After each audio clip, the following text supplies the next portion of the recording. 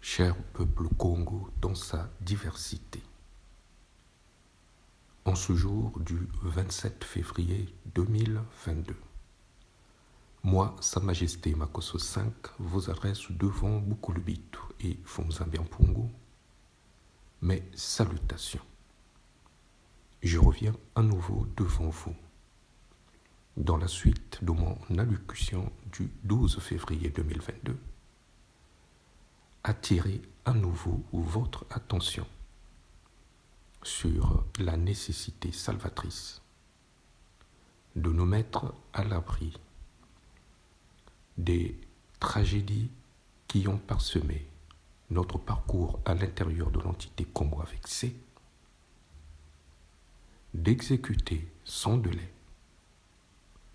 la séparation à l'échelle individuelle d'avec l'entité Congo avec C. Une séparation qui s'opère sur deux plans, celui objectif et celui spirituel. Les conséquences de cette séparation bidimensionnelle permet ainsi de protéger notre peuple contre l'exercice de l'autorité de celui qui s'est arrogé illégitimement et illégalement le trône du pouvoir à Brazzaville et Oyo. Il s'agit d'endiguer définitivement ce parcours funeste qui a constitué ainsi notre empreinte à l'intérieur de l'entité Congo avec C. En effet, tant que notre peuple n'aura pas opéré cette séparation bidimensionnelle, il restera à la portée de l'influence maléfique de celui qui est assis à Oyo et Brazzaville, qui pourra ainsi tirer notre peuple vers le bas, comme le témoigne si largement notre histoire. Il s'agit une fois de plus, répétons-le, d'ôter toute légitimité de revendication d'autorité de la part de l'usurpateur sur notre peuple. Il faut couper les liens.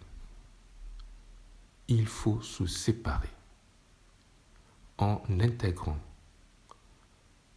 en soi l'espace de la Fédération Congo qui s'est mise en place et auquel chaque fils et chaque fille au Congo sont appelés à œuvrer pour asseoir sa souveraineté. Cette souveraineté s'entend également sur le plan objectif et sur le plan spirituel. Pendant longtemps, notre peuple ignorait ces réalités.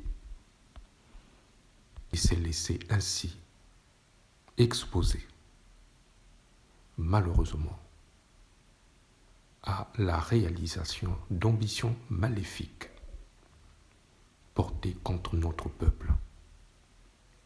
Il est temps que chaque fille et chaque fils s'emploie à la fermeture de ce portail bidimensionnel afin de préserver dorénavant notre peuple des conséquences négatives dont il fut pendant longtemps la victime. C'est pour cela que je vous interpelle à nouveau à l'aube de ce sinistre mois de mars, qui a vu de nombreux fils et filles au Congo y perdre leur vie, pour vous rappeler